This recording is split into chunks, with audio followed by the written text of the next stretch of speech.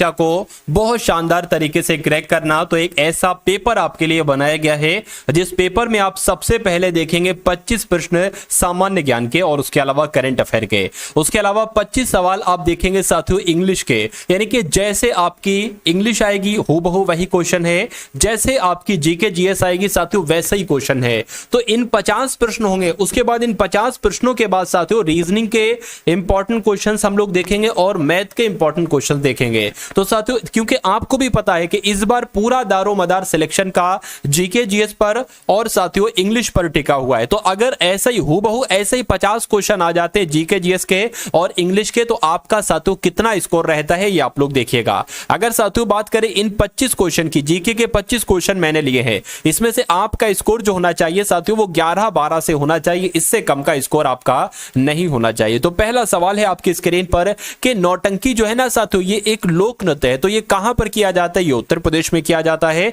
जिनका आंसर यहां पर सी मैं कहूंगा बिल्कुल करेक्ट है। उसके बाद देखिए सितार का आविष्कारक साथियों किनको माना जाता है बताइए। तो अगर बात करें साथियों अमीर खुसरो, मैं कहूंगा बिल्कुल सितार का आविष्कारक किसे माना जाता है? अमीर खुसरो को ही माना जाता है। अगला सवाल देखिए हरि प्रसाद चौरसिया ये बजाने के लिए, यानी कि ये कौन सा वाद्य यंत्र बजाने के लिए जाने जाते हैं? तो ये तो बांसुरी वादक हैं, जो आपके हरि प्रसाद चौरसिया है ना, ये तो बांसुरी वादक हैं। तो मैं कहूंगा आंसर जिनका भी सी है मैं कहूंगा बिल्कुल करेक्ट है। अगला सवाल है आपकी स्क्रीन पर साथियों लिंगराज मंदिर ये किस शहर में है मुझे बताइए। भोपाल में, भुवनेश्वर में, कोलकाता में या उज्जैन में? तो अगर आपका उत्तर भुवनेश्वर है तो मैं कहूंगा आपका उत्तर बिल्कुल करेक्ट है, क्योंकि लिंगराज मंदिर की अगर बात करते हैं तो ये साथियों भुवनेश्वर में ही है। अगला सवाल है कि कॉर्बेट टाइगर रिजर्व ये किस भारतीय राज्य में है मुझे बताइए। देखिए कॉर्बेट टाइगर रिजर्व की जब हम बात करते हैं ना तो ये कहां पर है? ये उत्तराखंड में है, यानी कि आंसर अगर आपका है ऑप्शन नंबर सी तो बिल्कुल करेक्ट है। अगला सवाल है कि इनमें से कौन सा राष्ट्रीय उद्यान लद्दाख में है मुझे बताइए। चलिए तो बहुत शानदार क्वेश्चन है साथियों, आप लोग ध्यान रखेंगे कि जो हेमिस राष्ट्रीय उद्यान है ये कहां पर है? ये साथियों लद्दाख में ही है। उसके बाद देखिए नेक्स्ट नंबर का सवाल है साथियों आपकी स्क्रीन पर कि कौन सा राष्ट्रीय उद्यान लद्दाख में, मैं आपको बता चुका हूं हेमिस राष्ट्रीय उद्यान कहां पर है? लद्दाख में है। पाकिस्तान की राजधानी का नाम आपसे पूछा जा रहा है, तो पाकिस्तान की राजधानी की अगर बात करेंगे ना तो साथियों इस्लामाबाद जो है ना ये पाकिस्तान की राजधानी है। आंसर जिनका भी बी है मैं कहूंगा बिल्कुल करेक्ट है। साथियों अगर आपने अभी तक इस वीडियो को लाइक नहीं किया है तो तुरंत साथियों वीडियो को लाइक कर दीजिए, और अगर आप लोग चैनल पर नए हैं और अगर आप चाहते हैं कि एसएससी एमटीएस 2024 में 100% अगर आप साथियों सिलेक्शन लेना चाहते हैं बिल्कुल निशुल्क, यानी कि ऐसी निशुल्क कंटेंट आपको दिया जाएगा, ऐसे ऐसे क्वेश्चंस आपको दिए जाएंगे जो आपको आपके एग्जाम में डायरेक्ट साथियों देखने को मिलेंगे। तो ये कैसे पॉसिबल है? ये ऐसे पॉसिबल है जब आप चैनल को सब्सक्राइब करेंगे और वीडियो को लाइक करेंगे, तो साथियों आपके सामने वीडियो साथियों हमारी आ जाएगी एसएससी एमटीएस के लिए। और मैं कहता हूं कि इस बार एसएससी एमटीएस के लिए मैं आपको ऐसे ऐसे कंटेंट दूंगा, ऐसे ऐसे क्वेश्चन दूंगा जो आप हूबहू साथियों अपने एग्जाम में देखने को दिखेंगे, ठीक है ना। तो भारत के राष्ट्रीय विरासत पशु की अगर बात करते हैं तो हाथी, आपने बचपन में भी साथियों पढ़ा होगा कि भारत का राष्ट्रीय विरासत पशु जो है ना वो हाथी है। चलिए उसके बाद देखिए साथियों कि दिल्ली कौन सी नदी के किनारे पर स्थित है या दिल्ली कौन सी नदी के तट पर स्थित है बताइए। तो अगर बात करते हैं यमुना नदी के किनारे दिल्ली है, मैं कहूंगा बिल्कुल यमुना नदी के किनारे ही दिल्ली है। नेक्स्ट नंबर का सवाल है आपकी स्क्रीन पर के गोल्डन सिटी के नाम से साथियों कौन सा शहर जाना जाता है बताइए। तो गोल्डन सिटी की अगर बात करें तो जैसलमेर को क्या कहा जाता है? जैसलमेर को ही साथियों गोल्डन सिटी कहा जाता है। ये एग्जाम में आपसे बहुत पूछा जाता है। उसके बाद देखिए कि किस नगर को एम्पायर सिटी कहा जाता है। अगर आपसे एग्जाम में ये सवाल पूछ लिया जाए तो आपको बताना है कि न्यूयॉर्क शहर को कौन सी सिटी कहा जाता है? एम्पायर सिटी कहा जाता है, जिनका आंसर यहां पर ऑप्शन नंबर सी है। मैं कहूंगा आपका आंसर बिल्कुल करेक्ट भाई, बहुत बढ़िया, वेरी गुड क्लास। अगला सवाल है कि पीसा की मीनार किस देश में है मुझे बताइए। तो पीसा की मीनार कहां पर है? जिनका भी आंसर इटली है मैं कहूंगा बिल्कुल सही है भाई, बहुत बढ़िया, वेरी गुड क्लास। अगला सवाल है आपकी स्क्रीन पर कि गौतम बुद्ध का जन्म कहां पर हुआ था। तो गौतम बुद्ध का जन्म कहां पर हुआ था? लुम्बिनी में हुआ था, ठीक है ना। कहां पर हुआ था? लुम्बिनी में हुआ था। अगला सवाल है गायत्री मंत्र की रचना किसने की बताइए। तो गायत्री मंत्र की रचना वशिष्ठ ने की साथियों, मैं कहूंगा नहीं। उसके अलावा क्या विश्वामित्र ने की? बिल्कुल साथियों, गायत्री मंत्र की रचना किसने की? विश्वामित्र ने की। आंसर आपका जो जाएगा वो ऑप्शन नंबर बी के साथ जाएगा। अब देखिए क्षेत्रफल के क्रम में भारत के 3 सबसे बड़े राज्य कौन से? अगर मैं आपसे पूछूं कि मुझे भारत का एक ऐसा राज्य बताइए जिसका क्षेत्रफल सबसे ज्यादा है, जिसका क्षेत्रफल सबसे अधिक है। तो आप किसका नाम लेंगे साथियों? आप राजस्थान का नाम लेंगे। अगर मैं आपसे पूछूं कि मुझे दूसरे नंबर का राज्य बताइए जिसका सबसे अधिक क्षेत्रफल हो, तो आप क्या बताएंगे साथियों? आप मध्य प्रदेश बताएंगे। तो साथियों राजस्थान और मध्य प्रदेश कहां पर लिखा हुआ है? ऑप्शन नंबर ए में लिखा हुआ है। उसके अलावा तीसरे नंबर पर साथियों महाराष्ट्र आता है। अगले नंबर का सवाल है कि किस तिथि के बाद भारत में जन्म लेने वाले व्यक्तियों को जन्मजात भारतीय नागरिक समझा जाता है? तो साथियों जिन्होंने भी 26 जनवरी 1950 के बाद भारत में जन्म लिया है उन व्यक्तियों को जन्मजात भारतीय नागरिक साझा समझा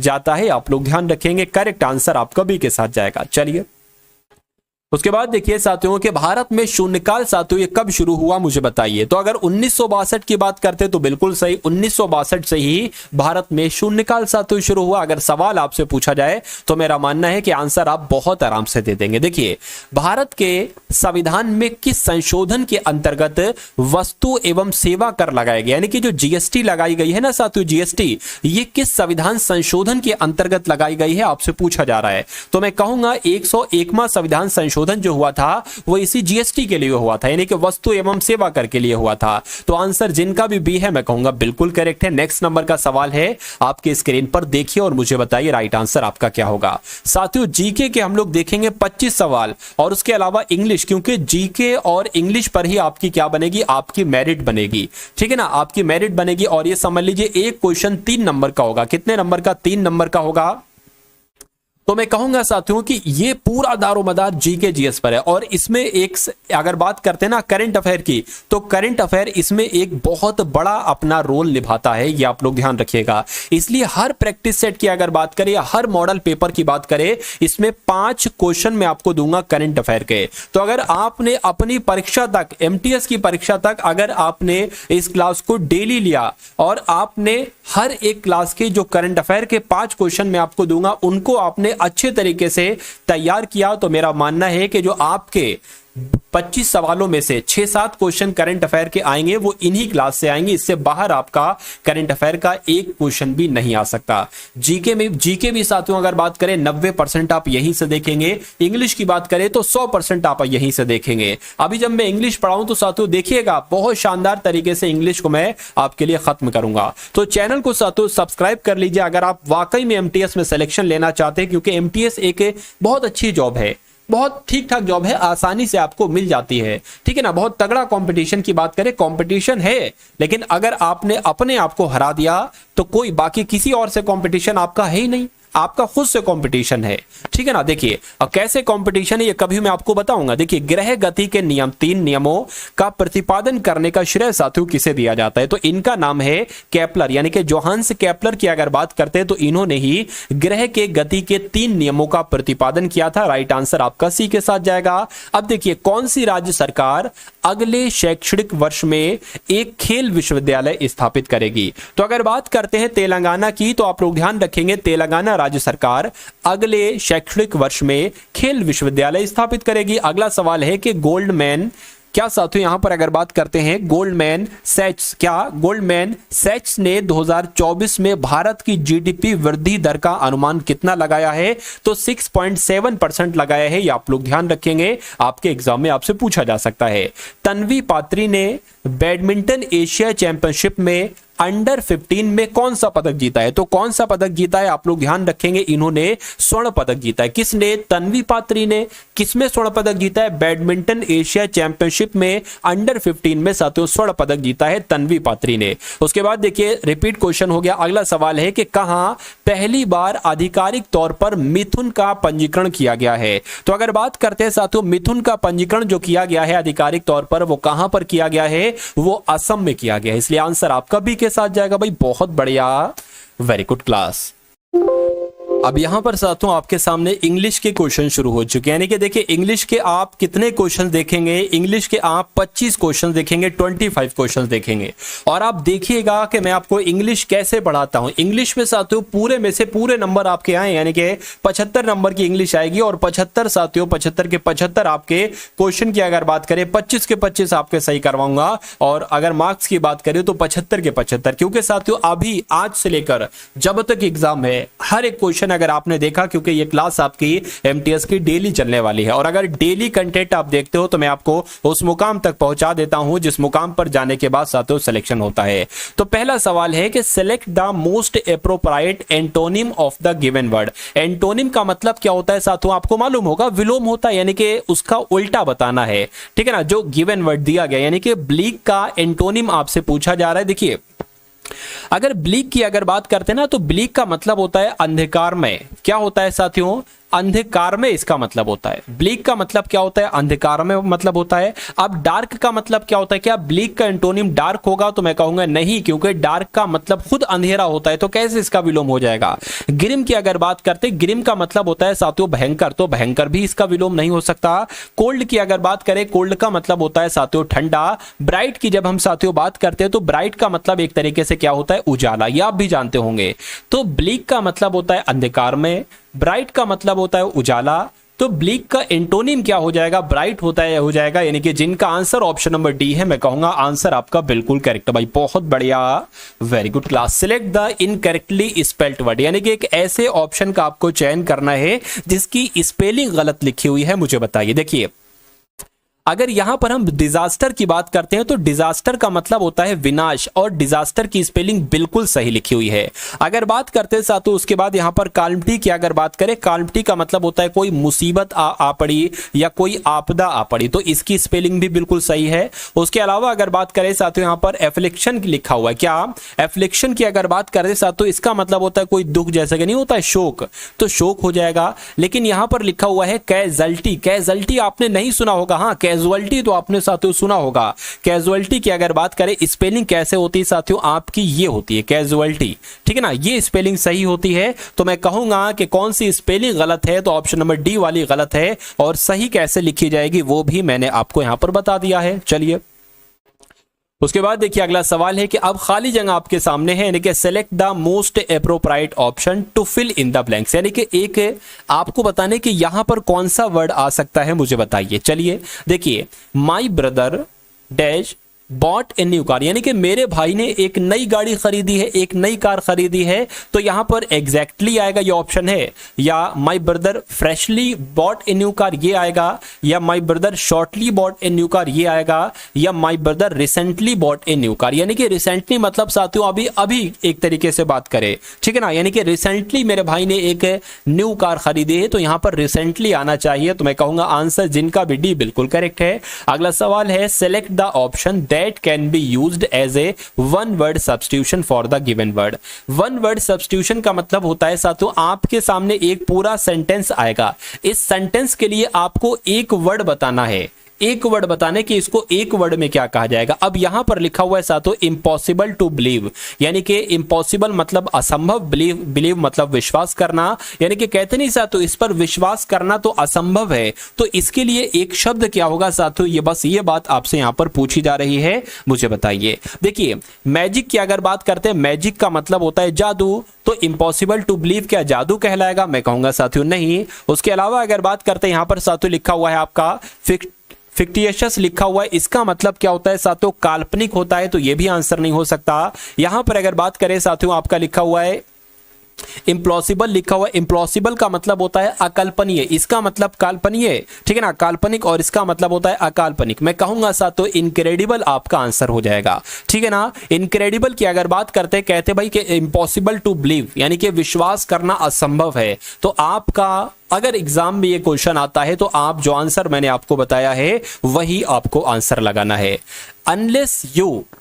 अनलेस यू स्टडी हार्ड, क्या unless you study hard you will pass the examination. अब इस यू विल पास की जगह पर ये नहीं आएगा, यू विल पास नहीं आएगा यहां पर, इसकी जगह पर क्या यू नॉट पास आएगा, या नो सब्स्टिट्यूशन रिक्वायर्ड, यानी कि कोई जरूरत नहीं है, यही बिल्कुल सही है, ये होगा, या यू पास होना चाहिए, या यू विल नॉट पास होना चाहिए। देखिए, अनलेस यू स्टडी हार्ड, कि अगर तुम हार्ड स्टडी नहीं करोगे, ज्यादा मेहनत नहीं करोगे, तो तुम साथियों क्या हो जाओगे, ठीक है ना, तो तुम परीक्षा पास नहीं कर पाओगे, ठीक है ना। तो साथियों यहां पर आना चाहिए, मैं कहूंगा तुम परीक्षा पास नहीं कर पाओगे, नहीं आया है तो नोट भी आना चाहिए, और नोट यहां पर नहीं है, नोट यहां पर है, तो मैं कहूंगा कि इस जो अंडरलाइन करा है ना मैंने, इसकी जगह पर ये आना चाहिए, यानी कि unless you study hard you will not pass the examination, ये पूरा सेंटेंस होगा और यही आपका बिल्कुल सही जवाब भी हो जाता भाई। बहुत बढ़िया, वेरी गुड क्लास। अगला सवाल है, फिर से आपके सामने एक आ गया है वन वर्ड सब्स्टिट्यूशन, ठीक है ना। आपको बताना है the sound made by the snake, यानी कि जो स्नेक यानी कि सांप के द्वारा जो आवाज निकाली जाती है उसको क्या कहा जाता है। अब देखिए आपको कोई सा भी इस टाइप से सवाल पूछ लिया जाएगा, ठीक है ना। अगर बात करें साथियों, देखिए कू की आवाज करें ना, कू कौन आवाज निकालता है, ये तो क्राउ की आवाज होती है, तो the sound made by crow, तो आपका आंसर कू होगा। अगर हम साथियों यहां पर हिस की बात करते हैं, तो हिस की अगर बात करें, ये साथियों स्नैक आवाज निकालता है हिस की, तो मैं कहूंगा स्नैक के बारे में भी यहां पर पूछा जा रहा है, तो ये आंसर हो जाएगा बिल्कुल सही। अगर बज की बात करते हैं साथियों, तो ये बीज निकालती है, बीज जो है ना साथियों, बीज ये बज की वॉइस निकालती है, साउंड निकालती है। अगर मुंह की अगर बात करते हैं साथियों, तो कैटल जो है ना, कैटल ये मुंह की आवाज निकालती है। तो यहां से भी आपके 3-4 क्वेश्चन तैयार होते हैं। उसके बाद देखिए select the most appropriate synonym, यानी कि इसको कहते हैं साथियों पर्यायवाची, आपको भी पता होगा, मैं क्यों बता रहा हूं, मैं बता देता हूं, कोई दिक्कत नहीं है।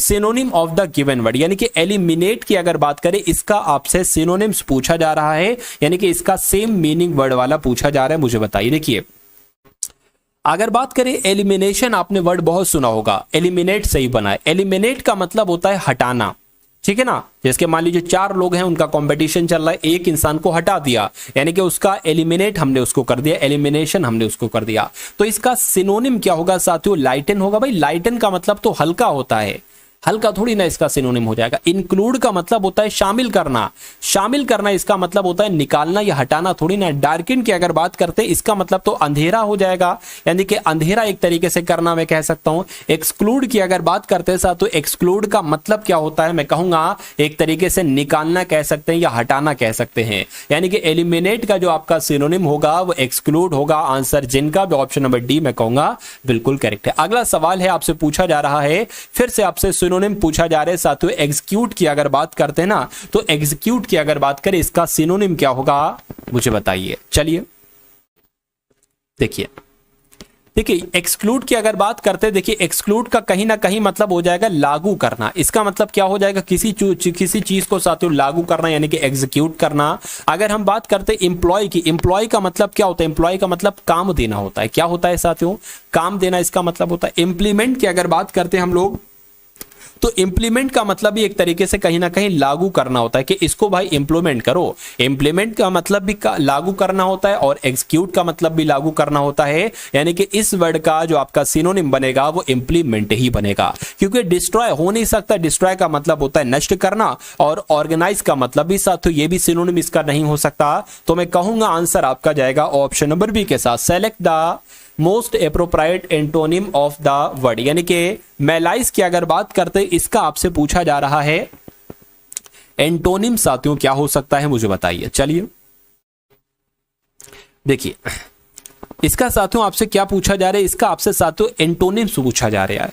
तो इसकी अगर बात करें, देखिए हेट्रेड की जब हम बात करते हैं, हेट्रेड की बात करें, हेट्रेड का मतलब होता है घृणा। हेटेड का मतलब क्या होता है, हेटेड का मतलब होता है घृणा। बिटरनेस की अगर बात करते हैं, बिटरनेस का मतलब होता है कड़वापन। क्या, कड़वापन साथियों इसका मतलब होता है कड़वापन। काइंडनेस की अगर बात करें ना साथियों हम लोग, काइंडनेस का मतलब एक तरीके से दयालु टाइप का हो जाएगा, ठीक है ना, दयालु टाइप का हो जाएगा। और मेलाइज की अगर बात करते हैं, जो जिसके अंदर दयालु है नहीं, जो दयालु बिल्कुल नहीं है, उसको मेलाइज कहा जाता है। तो इसका एंटोनिम क्या होगा, जो दयालु होगा, जिसके अंदर काइंडनेस होगी, दयालुपन होगा जिसके अंदर, उसको हम कहेंगे। तो मैं कह सकता हूं कि मेलाइज का एंटोनिम क्या हो जाएगा, काइंडनेस हो जाएगा, और यही आपका बिल्कुल करेक्ट आंसर हो जाएगा। नेक्स्ट नंबर का सवाल है कि select the incorrectly spelled word, यानी कि 4 ऑप्शन आपके सामने, एक वर्ड की स्पेलिंग गलत है मुझे बताइए। चलिए आप सभी को पता होगा साथियों, एक्सपेरिमेंटल का मतलब होता है कि इसका एक्सपेरिमेंट करो, इसका एक तरीके से प्रयोगात्मक करो। ठीक है ना। उसके अलावा अगर बात करते हैं इक्विपमेंट का मतलब होता है कोई औजार या कह सकते हैं उपकरण कह सकते हैं, तो इसकी भी स्पेलिंग मैं देख रहा हूं बिल्कुल सही लिखी हुई है और इसकी भी स्पेलिंग बिल्कुल सही लिखी हुई है। यहां पर लिखा हो इलेक्ट्रोलाइट, क्या लिखा हुआ साथियों, इलेक्ट्रोलाइट लिखा हुआ है। इलेक्ट्रोलाइट की स्पेलिंग साथियों सही नहीं है। इसकी स्पेलिंग की अगर बात करते हैं साथियों आपकी क्या हो जाएगी, इलेक्ट्रोलाइट ऐसे, यानी कि वाई यहां पर आ जाएगा, ठीक है। लेकिन यहां पर वाई नहीं है, आई है, तो मैं कहूंगा यहां पर इस वर्ड में दिक्कत है, इस वर्ड की स्पेलिंग गलत है, तो यही आपका राइट आंसर है। बाकी इन्वायरमेंटल की भी स्पेलिंग बिल्कुल सही है। उसके बाद देखिए अगला सवाल है ए कैन ऑफ वार्म, या आपसे पूछा जा रहा है, ये एडियम है एक तरीके से, आपसे पूछा जा रहा है ए कैन ऑफ वार्म्स की अगर बात करें इसका मतलब क्या होता है। देखिए इसका मतलब होता है एक बहुत जटिल समस्या, क्या बहुत जब साथियों मुश्किल समस्या हो जाती है ना, तो इस मुहावरे का इस्तेमाल किया जाता है ए कैन ऑफ वार्म्स। ये एक मुहावरा है, मुहावरा हम लोग कह सकते हैं साथियों, इडियम का मतलब ये मुहावरा होता है, ठीक है। चलिए तो जटिल समस्या कहां पर लिखा हो ये आपको बताना है। A difficult person to deal with, मतलब किसी डिफिकल्ट इंसान के साथ डील करना जटिल समस्या कहलाई जाती है, नहीं। एक कॉम्प्लिकेटेड सिचुएशन या किसी एक कॉम्प्लिकेटेड प्रॉब्लम जटिल समस्या कहलाई जाती है, हाँ। ए गुड साउस ऑफ मनी, नहीं। A plane kept back to be used later, नहीं साथियों। मैं कहूंगा जो कॉम्प्लिकेटेड सिचुएशन में इंसान फंस जाता है या किसी कॉम्प्लिकेटेड प्रॉब्लम में फंस जाता है उसी को जटिल समस्या कहा जाता है और उसी को ए कैन ऑफ वर्म्स कहा जाता है। तो इस सवाल का जवाब अगर आपका है ऑप्शन नंबर बी, तो मैं नहीं कहूंगा कि आपका जवाब गलत है, मैं कहूंगा आपका जवाब बिल्कुल सही है भाई। बहुत बढ़िया, वेरी गुड क्लास। चलिए साथियों अभी भी बहुत सारे बच्चे हैं, मैं देख पा रहा हूं कि अभी भी कई सारे लोगों ने यहां पर वीडियो को लाइक नहीं किया है, तो क्या वजह है साथियों। मैं तो आपका पूरी कोशिश कर रहा हूं, पूरी अपनी जान लगा रहा हूं, क्वेश्चन भी मैं आपके साथियों वो निकाल कर आ रहा हूं जो इस बार आपके 2024 में आपके एग्जाम में पूछे जाएंगे, और मैं पढ़ा भी आपको बहुत अच्छे तरीके से रहा हूं। मैं आपको ऐसे पढ़ाने की कोशिश करता हूं कि जो भी मैं आपको पढ़ाऊं आपके मनोमस्तिष्क में खुद ब खुद स्टोर हो जाए, आपको कोई बहुत मेहनत का काम ना करना पड़े, यानी कि बैठे बैठे सब कुछ आपके मनोमस्तिष्क में साथियों अगर स्टोर हो रहा है, आपके एग्जाम की तैयारी हो रही है घर बैठे बैठे, तो मुझे नहीं लगता कि इससे अच्छी बात आपके लिए इस उम्र में कोई हो सकती है। तो इसलिए साथियों इस चीज को आपको बिल्कुल निःशुल्क दिया जा रहा है। अगर बात करें ना से साथियों बिल्कुल वैल्यू कीजिए इसको। अगर पेड में आपको दिया जाता तो मेरा मानना है कि हर बच्चा इसको नहीं ले सकता, निःशुल्क दिया जा रहा है तो मेरा मानना है कि साथियों हर बच्चा, यानी कि जिस तबके का बच्चा है वो हर बच्चा तबके का इस क्लास को ले सकता है और अपना सिलेक्शन साथियों निश्चित कर सकता है, ठीक है ना। चलिए तो अब अगर बात करें एंटोनिम आपसे पूछा जा रहा है साथियों एराउज का। देखिए जब हम बात करते हैं यहां पर एराउज की, जब हम एराउज की साथियों बात करते हैं तो एराउज का मतलब होता है किसी को भड़काना, किसी को उकसाना, ठीक है ना। एराउज का मतलब होता है उकसाना। तो अलर्ट की अगर बात करें, क्या अलर्ट इसका एक तरीके से क्या हो जाएगा, एंटोनिम हो जाएगा। तो अलर्ट का मतलब तो चेतावनी होता है। थ्रिल की अगर बात करते हैं, रोमांचक, कोई काम रोमांचक है थ्रिल, तो उसको कहेंगे, ये भी आंसर नहीं होगा, ये भी एराउज का एंटोनिम नहीं होगा। प्रोवोक की अगर बात करते हैं, प्रोवोक का मतलब होता है साथियों भड़काना, क्या भड़काना, यानी कि कह लो उकसाना कह लो, ठीक है ना, भड़काना कह लो। तो मैं कहूंगा ये तो इसका सिनोनिम हो जाएगा। अगर हम सीज की बात करते हैं साथियों, तो सीज का मतलब क्या होता है, मैं कहूंगा रोकना होता है। अब देखिए उकसाना कि अरे जा मार मार जाके, और कहने के अरे रोक लिया, मार नहीं जा रहा था रोक लिया, तो कहीं ना कहीं मैं कहूंगा इन चारों ऑप्शन में जो इसका सबसे सटीक एंटोनिम बैठता है वो ऑप्शन नंबर डी वाला बैठता है, यानी कि सीज। तो इसका राइट आंसर आपका डी हो जाता है। अगला सवाल है साथियों, अभी तो आपके सामने रीजनिंग के क्वेश्चन आएंगे, देख कर जाइएगा, रीजनिंग के क्वेश्चन भी देखकर जाइएगा और मैथ के क्वेश्चन भी साथियों आप लोग देखकर जाइएगा। भले साथियों ये क्वालिफाइड है लेकिन आपको तो पढ़ना है, आपको चारों विषय पढ़ना है, ठीक है ना। अभी साथियों इससे पहले एक क्लास आपकी और आई थी, मॉडल पेपर 1 था, अगर आपने नहीं देखी है तो आप बिल्कुल शून्य से शुरुआत कीजिए।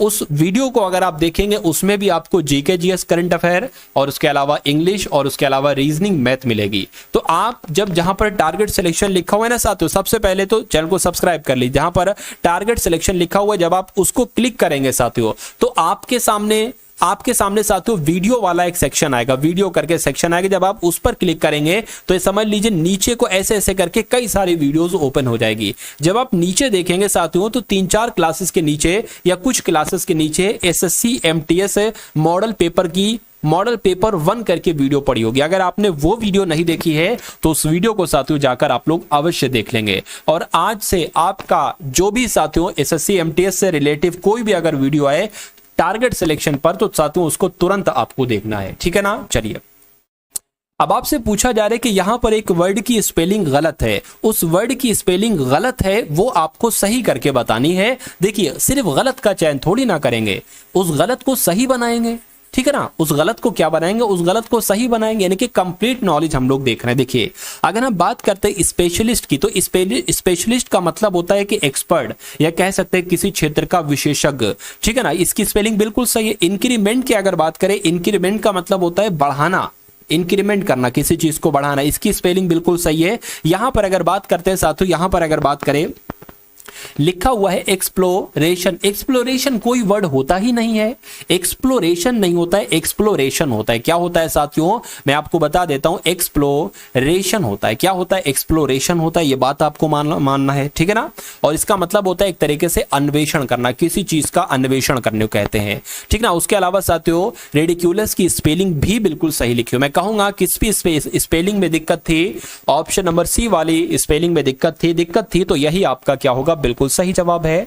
Select the most appropriate meaning of the given idiom, यानी कि वर्कड लाइक ए ड्रीम, यानी कि सपने की तरह काम, इसका मतलब क्या होता है, बस इतनी सी बात आपसे पूछी जा रही है, मुझे बताइए। चलिए देखिए, वर्कड लाइक ए ड्रीम यानी कि जब आपको अब आपके सपने की तरह कोई काम मिल जाता है, जैसे कि मान लीजिए आपको एमटीएस आपका ड्रीम है, तो जब आपका ये ड्रीम काम में बदल जाता है, रियलिटी में बदल जाता है, तो उसको कहा जाता है सफलता आपने पाली, यानी कि सफलता मिलना, इसको ही एक तरीके से क्या कहा जाता है, वर्क लाइक ए ड्रीम कहा जाता है। तो आपको एक ऐसा ऑप्शन ढूंढना है जिसका मतलब होता है सफलता मिलना, यानी कि कामयाब हो जाना। तो बताइए, देखिए, वर्क विदाउट ए प्लान, यानी कि बिना किसी प्लान के काम करना सफलता मिलना थोड़ी ना कहलाया जाता है। ए प्लान सक्सीड परफेक्टली, यानी कि एक प्लान आपने बनाया था वो बहुत अच्छे तरीके से सक्सीड हो चुका है, सक्सीडेड हो चुका है, परफेक्टली तरीके से हो चुका है, यानी कि आपको सफलता मिल गई है। अरे आपने कोई प्लान बनाया, वो प्लान आपका कंप्लीट हो गया, पूरा हो गया,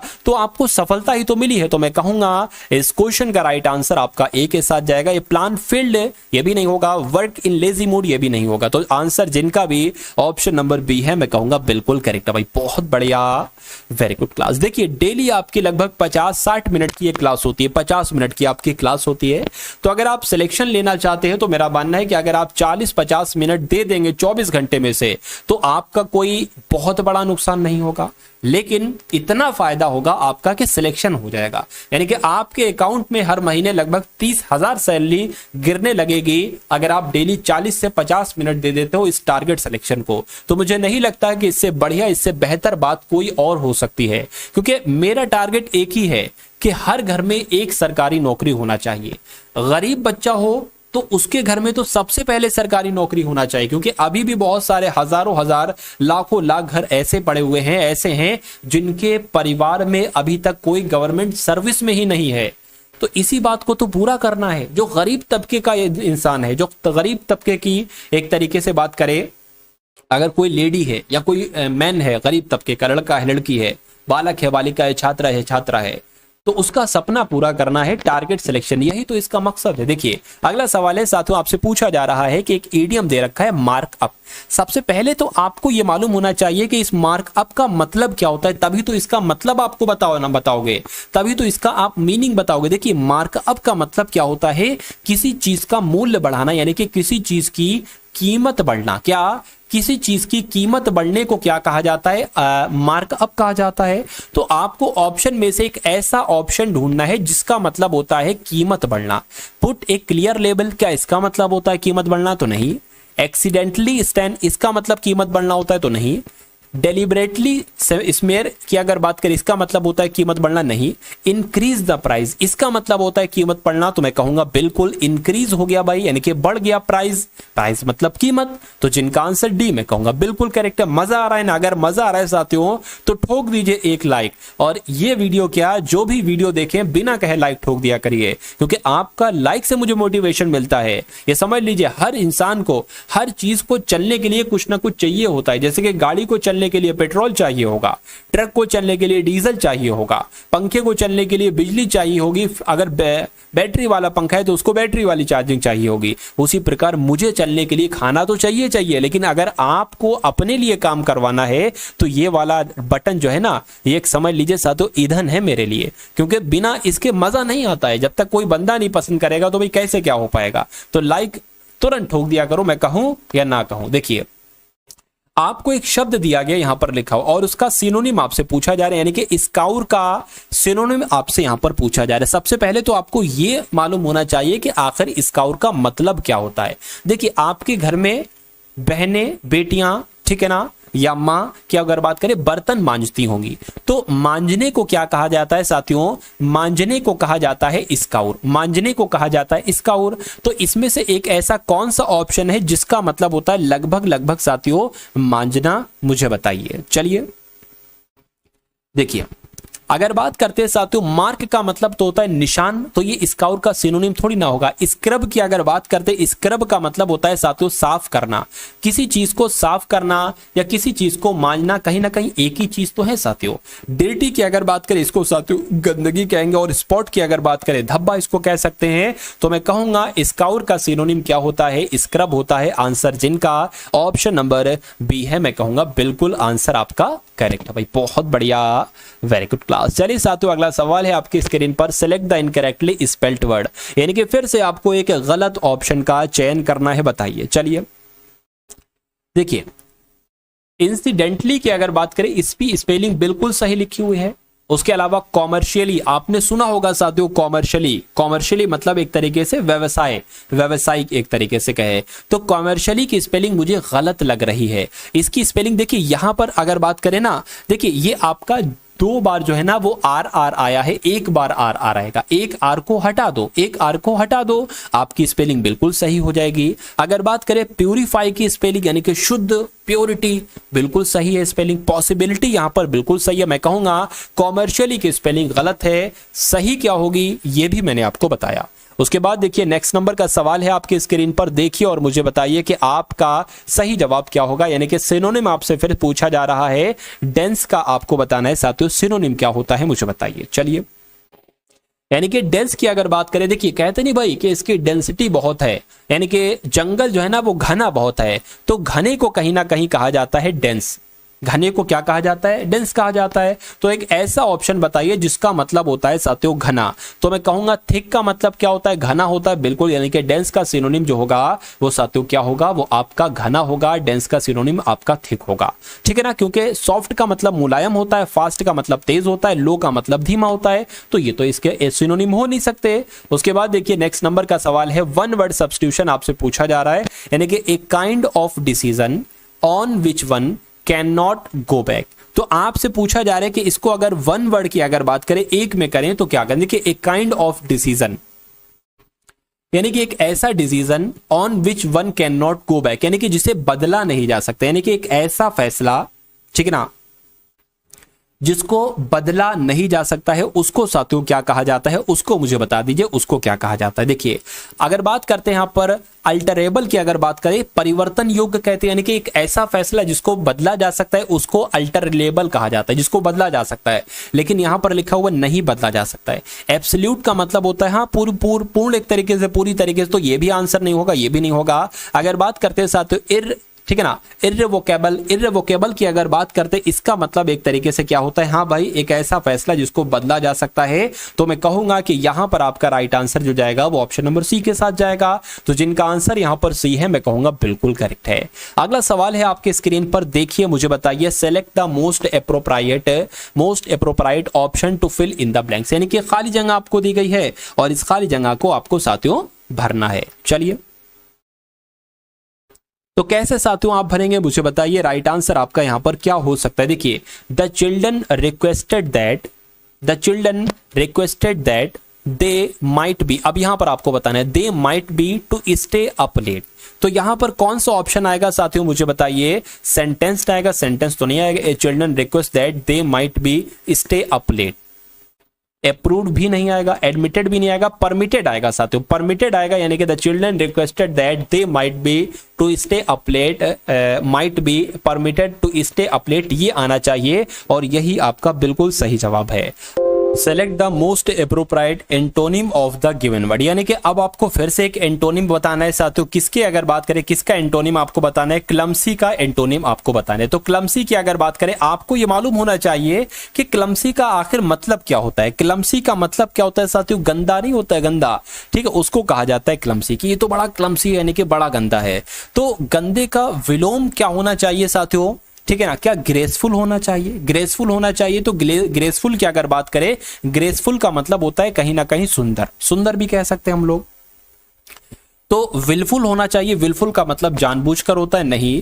अगर बात करते हैं साथियों स्टबॉर्न, स्टबॉर्न का मतलब होता है जिद्दी, जैसे कि आप लोग हो। ऑकर्ड की अगर बात करें साथियों, बेढंगा कहते हैं, भाई ऑकर्ड लग रहा है, बेढंगा लग रहा है, तो मैं कहूंगा क्लमसी यानी कि गंदा, इसका विलोम क्या हो जाएगा, ग्रेसफुल हो जाएगा, क्योंकि ग्रेसफुल का विलोम सुंदर होता है। और कहीं ना कहीं गंदे को सुंदर भी कह सकते हैं, विलोम में, सिनोनिम में नहीं, विलोम में। उसके बाद देखिए, select the option that can be used as a one word substitution given group of word, यानी कि स्ट्रॉन्ग, डीप, डिसलाइक। आपसे पूछा जा रहा है इसका वन वर्ड सब्स्टिट्यूशन साथियों क्या होगा, मुझे बताइए। देखिए, यानी कि इसको अगर इस पूरे को स्ट्रॉन्ग, डीप, डिसलाइक अगर इसको एक शब्द में कहना हो तो हम साथियों इसको क्या कहेंगे, मुझे बताइए। देखिए, स्ट्रॉन्ग, डीप, डिसलाइक यानी कि जिसको बहुत ज्यादा आप नापसंद करते हो एक तरीके से, उसको क्या कहा जाएगा, इंपैथी कहा जाएगा। इंपैथी क्यों कहेंगे, इसका मतलब तो सहानुभूति होता है। टेलीपैथी कहेंगे, टेलीपैथी भी साथियों नहीं कहेंगे। क्या सिंपैथी कहेंगे, सिंपैथी भी नहीं कहेंगे, उसको एंटीपैथी कहा जाएगा। क्या कहा जाएगा, एंटीपैथी कहा जाएगा, क्योंकि एंटीपैथी का मतलब होता है साथियों घृणा।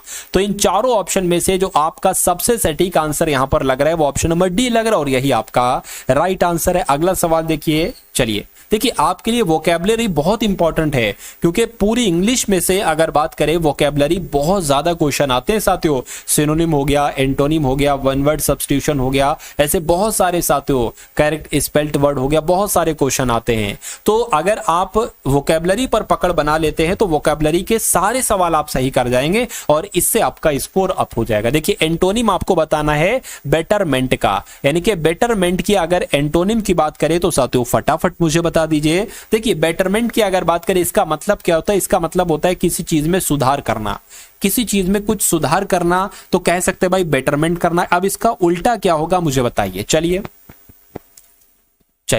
प्रॉस्पेरिटी क्या होगा साथियों, प्रॉस्पेरिटी की अगर बात करें प्रॉस्पेरिटी नहीं होगा। क्या डेटेरियोरेशन होगा, बिल्कुल साथियों डेटेरियोरेशन होगा। क्यों, क्योंकि इसका मतलब क्या होता है, इसका मतलब होता है साथियों खराबी। अब देखिए, कहीं पर कुछ खराबी करना या कहीं पर कुछ सुधार करना, ये बिल्कुल विलोम है, यानी कि बिल्कुल एंटोनिम है। तो बेटरमेंट का एक तरीके से एंटोनिम क्या हो जाएगा, डेटेरियोरेशन हो जाएगा और यही आपका बिल्कुल सही जवाब हो जाएगा। अगला सवाल है आपकी स्क्रीन पर, देखिए बताइए मुझे राइट आंसर क्या होगा। देखिए, select the option that will improve the underline part, यानी कि कुछ अंडरलाइन पार्ट होगा यहां से यहां तक। उसके बाद लिखा हुआ है underline part of the given sentence in case no improvement is needed select no improvement. अगर कोई इसमें इंप्रूवमेंट की जरूरत नहीं है तो नो इंप्रूवमेंट वाला आंसर आप लगा देंगे। देखिए, आल्दो की अगर बात करते हैं साथ तो इसके नीचे अंडरलाइन है, तो इसकी जगह पर ही, although he got the message he rushed home, तो इसकी जगह पर साथों आपको बताना है क्या आना चाहिए। देखिए, आल्दो नहीं आना चाहिए, एज सून एज आना चाहिए, यानी कि as soon as he got the message he rushed home आना चाहिए। राइट आंसर आपका भी के साथ जाएगा। अगला सवाल है आपकी स्क्रीन पर, देखिए और मुझे बताइए कि आपका सही जवाब साथियों क्या हो सकता है। चलिए फटाफट साथियों, क्या फटाफट आप लोग बताइए। यानी कि वन वर्ड सब्स्टिट्यूशन आपको बताना है ए टाइप ऑफ सब्सटेंस और material that Burns very quickly, यानी कि एक ऐसा सामान आपके पास है, एक ऐसा मटेरियल आपके पास है जो बर्न मतलब होता है जलना, जो बहुत तेजी के साथ साथियों जलता है, उसको हम लोग क्या कहेंगे साथियों मुझे बताइए। देखिए, उसको क्या कहेंगे, उसको इंडेलिबल कहेंगे, तो उसको इंडेलिबल नहीं कहेंगे। इंडेलिबल क्यों कहेंगे, उसको इनक्रेडिबल कहेंगे, इनक्रेडिबल भी नहीं कहेंगे, इनविजिबल कहेंगे, इनविजिबल भी नहीं कहेंगे साथियों, उसको क्या कहेंगे, इनफ्लेमेबल कहेंगे। क्या कहेंगे, इनफ्लेमेबल कहेंगे साथियों, क्योंकि इसका मतलब होता है ज्वलनशील। इसका मतलब क्या होता है, ज्वलनशील एक तरीके से साथियों इसका मतलब कहीं ना कहीं होता है। चलिए, तो कुल मिला के साथियों आप लोग ध्यान रखेंगे ए टाइप ऑफ सब्सटेंस और material that Burns very quickly, यानी कि जो बहुत तेजी के साथ साथियों जले उसको क्या कहा जाता है, इनफ्लेमेबल कहा जाता है। आंसर जिनका भी ऑप्शन नंबर डी तो बिल्कुल करेक्ट है। नेक्स्ट नंबर का सवाल है, आपके स्क्रीन पर देखिए और मुझे बताइएगा कि आपका सही जवाब साथियों यहां पर किस ऑप्शन के साथ जाएगा। यहां पर अगर बात करें साथियों, select the option that can be used as a one word substitution for the given groups of word, यानी कि a plan or route to be followed on a journey. तो इसका मतलब क्या, अगर बात करें इसका साथियों मतलब क्या हो जाएगा मुझे बताइए। चलिए देखिए, यानी कि एक ऐसा रूट है जिसको फॉलो किया जा रहा है एक जर्नी में, ठीक है ना, तो उसको क्या कहेंगे साथियों, उसको कहीं ना कहीं एक तरीके से साथियों हम लोग ट्रेवल कहेंगे या इटिनरी कहेंगे साथियों, इटिनरी कहेंगे या टूर कहेंगे या अरेंज, देखिए अरेंजमेंट नहीं कहेंगे। अरेंजमेंट का मतलब होता है व्यवस्था। टूर की अगर बात करें, ठीक है ना, या ट्रैवल की अगर बात करें साथ, उसको क्या, देखिए उसकी अगर बात करें ना, उसको एक तरीके से इटिनरी कहा जाएगा। क्या कहा जाएगा, यानी कि अगर सवाल आपसे पूछा जाए, क्या आपसे पूछा जाए, आपसे पूछा जाए साथियों अगर a plan or route to be followed on a journey, तो उसको इटिनरी कहेंगे। आंसर जिनका भी ऑप्शन नंबर ए है मैं कहूंगा बिल्कुल करेक्ट है।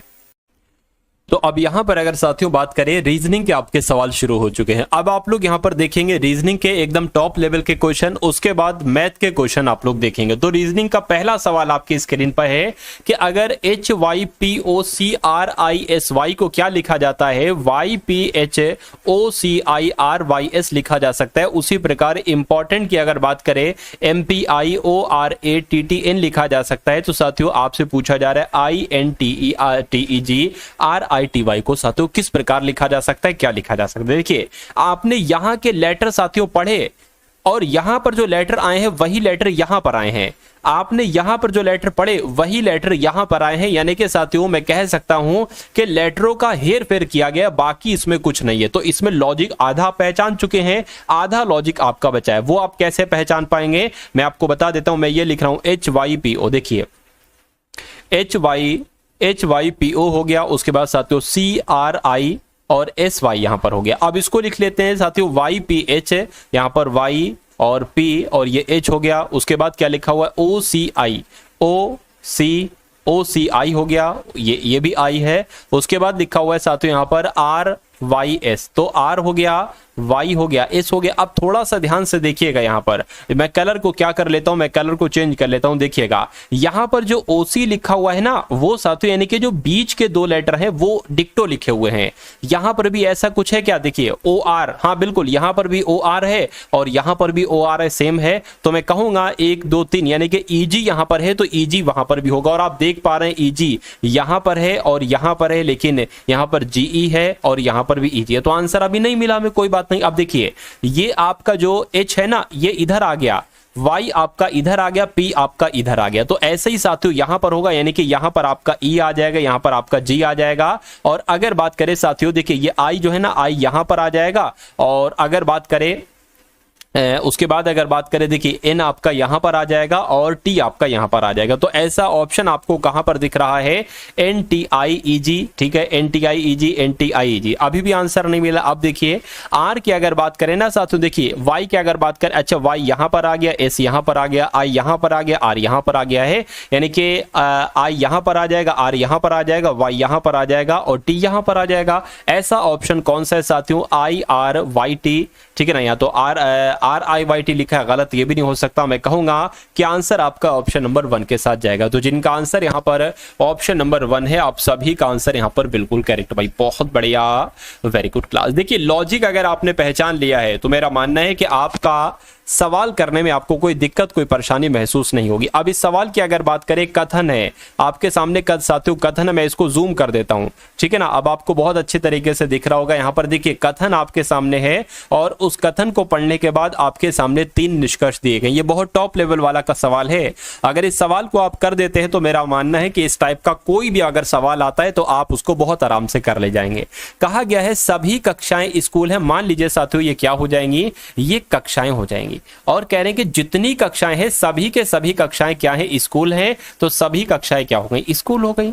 उसके बाद कह रहे हैं कि कोई स्कूल पार्क नहीं है, यानी कि कोई स्कूल जो है ना, कट का निशान लगा लेंगे, कोई स्कूल जो है वो पार्क नहीं है, कट का निशान लगा लिया। उसके बाद कह रहे हैं कि सभी घर पार्क हैं, सभी घर, यानी कि घर यहां पर आएंगे और ये क्या हो गया, सभी घर पार्क है, ये बिल्कुल हो गया, यानी कि कथन तो हमारे पूरे हो गए। अब देखिए निष्कर्ष कौन कौन से यहां पर आपको सही लग रहा है। देखिए कोई घर कक्षा नहीं है, कोई घर कक्षा नहीं। देखिए जब कोई पार्क स्कूल नहीं हो सकता, कोई स्कूल पार्क नहीं हो सकता, तो कैसे कोई घर स्कूल हो जाएगा, या कैसे कोई घर कक्षा हो जाएगा, या कैसे कोई पार्क कक्षा हो जाएगा, मुझे बताइए। यहां पर है कोई घर कक्षा नहीं है, कोई घर कक्षा नहीं, ये बात बिल्कुल सही है, नहीं है, ठीक है ना। उसके बाद लिखा हुआ कोई पार्क कक्षा नहीं है, कोई पार्क कक्षा कैसे हो सकता है, जब स्कूल नहीं है कोई पार्क, तो कोई पार्क भी कक्षा नहीं होगा, ये भी बिल्कुल सही है, ठीक है। कोई स्कूल घर नहीं है, कोई स्कूल, स्कूल की तरह कोई स्कूल घर नहीं है, बिल्कुल। कोई स्कूल जब पार्क नहीं हो सकता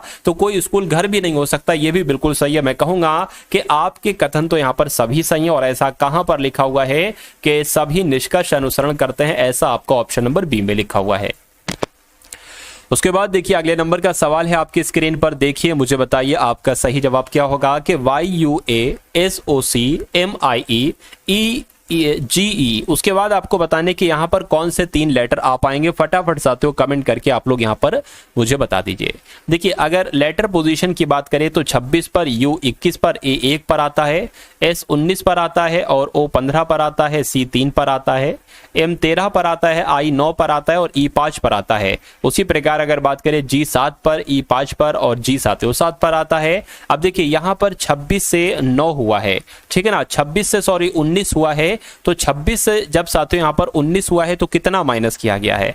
उसके बाद 19 से यहां पर 13 हुआ है, कितना माइनस किया गया, 6 माइनस किया गया है।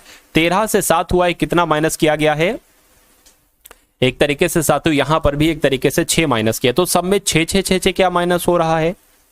अच्छा यहां पर मैंने 25, ये 25 आना चाहिए, क्योंकि अरे भाई Z होता है 26 पर, ये तो बिल्कुल कैसे मैं भूल गया, Z 26 पर होता है, Y आपका जो होता है वो आपका 25 पर होता है। तो सब में 6 6 घट रहा है, तो इसमें भी 6 घटाएंगे तो मैं कह सकता हूं क्या आ जाएगा, एक आ जाएगा, और A पर क्या होता है साथियों, A होता है, ठीक है ना। तो यहां पर A आ जाएगा, 1 आ जाएगा, यानी कि A आ जाएगा। अब इसको देखिए 21 से 15 हुआ है, 6 घटा है, 15 से 19 हुआ है, 6 घटा है, 9 हुआ है, 6 घटा है, 9 से 5 हुआ है, 6 घटा है। अब यहां पर अगर साथियों हम लोग 6 घटाएंगे, यानी कि सॉरी क्या, देखिए अच्छा यहां पर तो 6 आपका घटा, 15 से 9 जो हुआ इसमें भी 6 घटा, लेकिन 9 से 5 हुआ है, 9 से 5 में जो है ना साथियों ये आपका 6 नहीं घटा है एक तरीके से, ठीक है ना।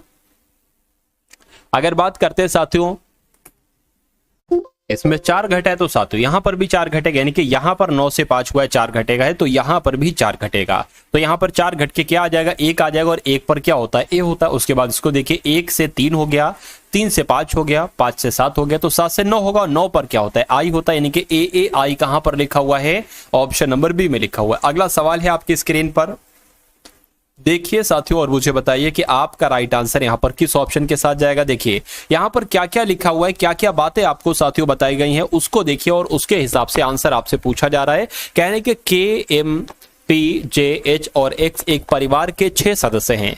कहने के H की पुत्री K है, तो साथियों H की पुत्री हम क्या बना लेते हैं, H की पुत्री हम K बना लेते हैं। मान लीजिए साथियों यहां पर H हो गया और H की पुत्री कौन हो गई, K हो गई, ये महिला है, तो साथियों हमने माइनस बना लिया। उसके बाद कह रहे हैं कि M का भाई X है, M का भाई X है, तो अभी हमें नहीं पता, इसको छोड़ दीजिए। H और J एक विवाहित युगल है, यानी कि H का विवाह जो हुआ है वो किसके साथ हुआ है, J के साथ हुआ है, यानी कि H और J एक विवाहित युगल है। इतनी बात आपको समझ में आ गई। उसके बाद कह रहे हैं कि साथियों J का पुत्र M है। J का पुत्र कौन है, देखिए H की एक पुत्री K है और J का एक पुत्र कौन है, M है, यानी कि मैं कहूंगा K और M क्या है, K और M, देखिए प्लस बना दिया, यानी कि पुरुष है। अब K और M किसके बच्चे हैं, H और J के बच्चे। इतनी आपको बात समझ में आ गई। कह रहे कि X की माता J है, X की माता J है, यानी कि मैं कह सकता हूं साथियों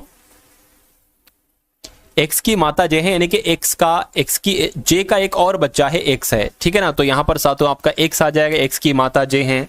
इतनी बात आपको समझ में आई कि K M X ये दोनों जो हैं किसके बच्चे हैं, ये H और J के बच्चे हैं। अब पूछा आपसे क्या जा रहा है, जरा देखिए कि J से किस प्रकार संबंधित है X, यानी कि J क्या कहेगा X को, तो J ये है, J क्या कहेगा X को, अपना बच्चा कहेगा, अपना बच्चा कहेगा, तो मैं कह सकता हूं पुत्र कहेगा, तो ये आपका बिल्कुल सही जवाब हो जाएगा और यही आपका साथियों बिल्कुल करेक्ट आंसर हो जाएगा, ठीक है ना। अच्छा, हमने यहाँ पर एक चीज नहीं पढ़ी थी कि क्योंकि यहाँ पर अगर बात करें थोड़ा सा कंफ्यूजन, बच्चा है ना, तो साथियों पुत्र भी हो सकता है, पुत्री भी हो सकती है, पुत्र भी हो सकता है, पुत्री भी हो सकती है। देखिए, क्योंकि ये ऑप्शन नंबर डी में पुत्री लिखा हुआ है। देखिए यहां पर इस बात से निष्कर्ष निकलता है कि एम का भाई एक्स है, यानी कि एम का भाई एक्स है तो ये पुरुष है, तो मैं कह सकता हूं जे का पुत्र एक्स होगा, पुत्री नहीं होगा, तो पुत्र आपका आंसर जाएगा। अगला सवाल है आपकी स्क्रीन पर, 7 व्यक्ति A B C D E F G एक सीधी पंक्ति में उत्तर की ओर मुख करके बैठे। तो मान लीजिए साथियों एक ही आपकी पंक्ति हो गई और यहां पर कितने लोग बैठे हैं, 7 लोग बैठे हैं, 1 2 3 4 5 6 7, इतनी बात आपको समझ में आएगी। उसके बाद कहने के जी के बाएं केवल 2 व्यक्ति बैठे हैं, जी के बाएं केवल 2 व्यक्ति बैठे हैं, तो जी की अगर बात करें साथी जी यहीं पर तो बैठेगा, बिल्कुल बैठेगा यहीं पर, ठीक है। उसके बाद कहने के ए और एफ के मध्य केवल 2 व्यक्ति बैठे हैं, तो अभी ए कहां पर बैठा लें, एफ कहां पर बैठा लें, कुछ समझ में नहीं आ रही, इसलिए उसको छोड़ दीजिए।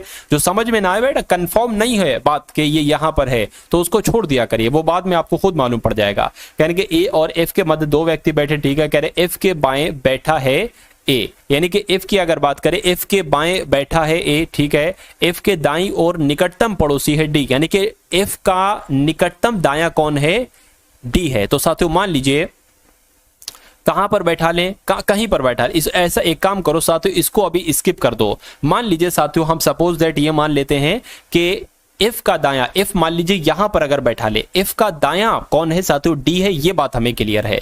उसके बाद कहने के केवल एक व्यक्ति बी के दाएं ओर बैठा है, यानी कि बी के दाएं ओर, बी हम यहीं पर बैठा लेंगे, तभी तो ये कह सकते हैं कि बी के दाएं ओर केवल एक व्यक्ति बैठा है, बिल्कुल बैठा है। कह रहे कि जी का निकटतम पड़ोसी नहीं है ई, तो जी का निकटतम पड़ोसी नहीं है, अभी हम नहीं कह सकते, इसको छोड़ दीजिए। अब देखिए आप शुरू से पढ़िए, जी के बाएं और केवल 2 व्यक्ति बैठे, तो जी यहीं पर तो बनेगा, जी के बाएं केवल 2 व्यक्ति बैठे, बिल्कुल 2 व्यक्ति बैठे हैं। उसके बाद कहा जा रहा, अच्छा यहां पर एक चीज कहा गया था कि जी का निकटतम पड़ोसी नहीं है ई, तो जब ई को यहां पर भी नहीं बैठा सकते, ठीक है ना, या तो ई यहां पर बैठेगा या ई यहां पर बैठेगा, इतनी बात कंफर्म है। चलिए कहेंगे ए और एफ के मध्य केवल 2 लोग बैठे, यानी कि ए और एफ, देखिए ए और 2 लोग बैठे, कितने कहा है, ए और एफ के मध्य केवल 2 व्यक्ति बैठे हैं। तो अगर एफ यहां पर है, ठीक है, मान लीजिए अगर 1 2 यहां पर बैठा दे, ए को यहां पर भी साथियों बैठ सकता है ए, और यहां पर भी ए बैठता है, कोई दिक्कत नहीं, इसको भी स्किप करिए। कह रहे कि अच्छा, कह रहे कि एफ के बाएं बैठा है ए, यानी कि ए एफ के बाएं बैठा है, एफ के इस तरफ को बैठा है ए, इस तरफ को नहीं बैठा है। और यहां पर क्या गया था कि ए एफ के मध्य केवल 2 व्यक्ति है, तो मैं कह सकता हूं ए यहां पर बैठेगा, यानी कि ई यहां पर नहीं बैठेगा, ई आपका यहां पर बैठेगा, ठीक है ना। अब कौन बचा साथियों, ए हो गया, बी हो गया, सी बचा है ना, तो सी आपका यहां पर आ जाएगा। क्या सवाल पूछा गया था कि बी के ठीक दाएं कौन है, बी के ठीक साथियों दाएं कौन है, ई है, तो ई आपका क्या होगा, ई आपका बिल्कुल सही जवाब हो जाएगा। और जिनका आंसर यहां पर डी था, मैं कहूंगा कि आपका आंसर यहां पर साथियों बिल्कुल करेक्ट है भाई, बहुत बढ़िया, वेरी गुड क्लास। चलिए साथियों उसके बाद देखिए, इसको मैं थोड़ा सा जूम कर लेता हूं, देखिए थोड़ा सा इसको क्या कर लेता हूं, थोड़ा सा आपके लिए जूम कर लेता हूं। अब इसकी अगर बात करें, देखिए निम्नलिखित शब्दकोश को शब्दकोश के दिए गए क्रम के अनुसार आपको लिखना है, यानी कि डिक्शनरी में सबसे पहले कौन आएगा, उसके बाद कौन आएगा, उसके बाद कौन आएगा, बस इतनी सी बात आपसे यहां पर पूछी जा रही है। चलिए देखिए TOR यहां पर भी है, TOR यहां पर भी है, यहां पर भी है, यहां पर भी है, यहां पर भी है। अब देखिए T पहले आता है या R पहले आता है, मैं कहूंगा R पहले आता है, R पहले आता है, R पहले आता है, और यहां पर साथियों यानी कि मैं कह सकता हूं, देखिए अब S पहले आता है या Q पहले आता है या R पहले आता है, तो Q पहले आता है, तो मैं कहूंगा ये वाला सबसे पहले आ जाएगा, 4 वाला। अब उसके अगला वाला कौन सा होगा, देखिए उसके बाद साथियों R है ना, ठीक है, ये तो S है, ये तो आ नहीं सकता, R के बाद R आ गया है, ठीक है, तो दूसरे नंबर पर साथियों ये आ जाएगा, इनके 4, 4 के बाद 2, और उसके बाद साथियों कौन आ जाएगा, ये 3 वाला आ जाएगा। तो 4 2 3 की अगर बात करें साथियों, उसके बाद कौन आ जाएगा, ये तो नहीं आएगा, ये वाला आएगा, यानी कि 1 आ जाएगा, और उसके बाद ये 5 वाला आ जाएगा। मैं कहूंगा 423 15 कहां पर लिखा हुआ है, ऑप्शन नंबर डी में लिखा हुआ है, तो ये आपका बिल्कुल सही जवाब हो जाएगा। नेक्स्ट नंबर का सवाल है, कह रहे कि सभी नर्तक खिलाड़ी हैं, तो यहां पर साथियों हम लोग क्या बना लेते हैं, नर्तक बना लेते हैं। कह रहे कि सभी नर्तक खिलाड़ी हैं, तो सभी नर्तक कौन हो जाएंगे, सभी नर्तक आपके खिलाड़ी हो जाएंगे। कह रहे कि सभी खिलाड़ी पुरुष हैं, सभी खिलाड़ी कौन हो जाएंगे, सभी खिलाड़ी पुरुष हो जाएंगे। ये तो आपके हो गए कथन। अब देखिए निष्कर्ष को एक बार देखिए और मुझे बताइए कि यहां पर कौन कौन से सही है। देखिए सभी नर्तक पुरुष हैं, तो सभी नर्तक पुरुष हैं, ये बात बिल्कुल सही है। कुछ खिलाड़ी नर्तक हैं, कुछ खिलाड़ी नर्तक है, बिल्कुल इतने खिलाड़ी जो है ना ये नर्तक है, ये बात भी बिल्कुल सही है।